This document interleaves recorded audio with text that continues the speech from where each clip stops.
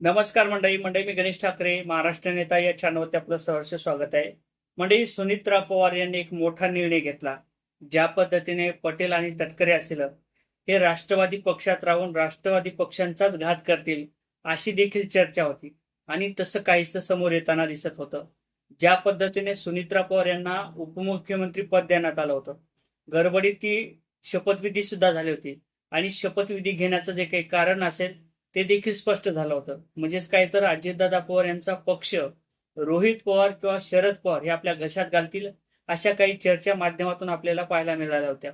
परंतु प्रामुख्याने ज्या पद्धतीने शरद पवार यांनी काही निर्णय घेतला आणि शरद पवार यांच्या कुठेतरी आतून जे काही सुनीत्रा पवार यांच्या कानावरती टाकलेल्या गोष्टी असतील त्या कारणाने सुनीत्रा पवार यांनी निर्णय घेतला आणि पटेल आणि तटकरे यांना होकार दिला उपमुख्यमंत्री पदाची शपथ घेण्यासाठी. आणि त्यानंतर अजितदादांचं निधन झाल्यानंतर तिसऱ्या दिवशी हा शपथविधी झाला. शपथविधी झाल्यानंतर परत सूत्र हल्ले, अजितदादा पवार यांचा अपघात नसून तो घातपात आहे अशी देखील शंका कुठेतरी रोहित पवार यांच्या माध्यमातून उत्पन्न केली होती. आणि त्यानंतर तुम्हाला तर माहितच आहे की शरद पवार हॉस्पिटलला दाखल झाले होते.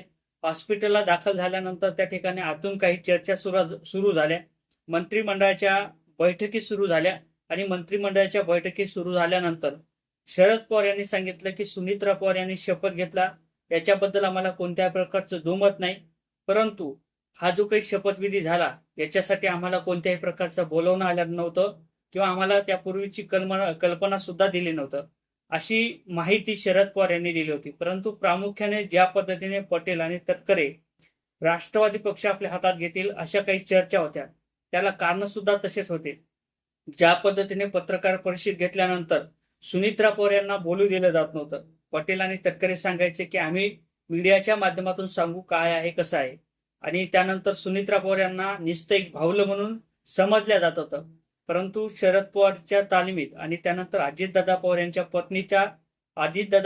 पत्नी आणि अजितदादा पवार यांच्या तालमीत वाढलेली सुनीत्रा पवार ही देखील कसं विसरेल आपल्या पतीचा जो काही झालेला अपघात असेल, घातपात असेल, आणि जे काही राष्ट्रवादी पक्षांचे सूत्र असतील ते कसे काय इतरांच्या हातात देतील.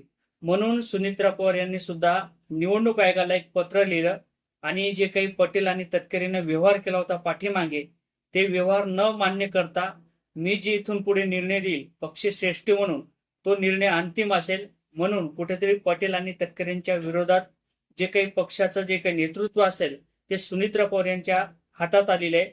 आणि सुनीत्रा पवार यांनी सांगितल्याप्रमाणे पटेल आणि तटकरेंचे जे काही पद असतील हे सुद्धा काढण्यात आलेले असे देखील माध्यमातून सांगण्यात आलेले. आता ज्या पद्धतीने पटेल आणि तटकरेने सुनीत्रा पवार यांचा घात करण्याचा प्रयत्न केला होता, हे पटेल आणि तटकरे परत एकदा भाजपच्या गळ्याला लागू शकतात आणि भाजपच्या मध्ये हे विलीन होण्याची दाट शक्यता आहे असं देखील बोलल्या जात आहे. आता या संदर्भात नेमकं तुम्हाला काय वाटते?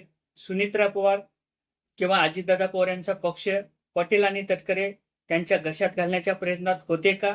आणि पटेल आणि तटकरे परत भाजपमध्ये जाणार का? नक्कीच कमेंट करायला विसरू नका. जय शिवराय.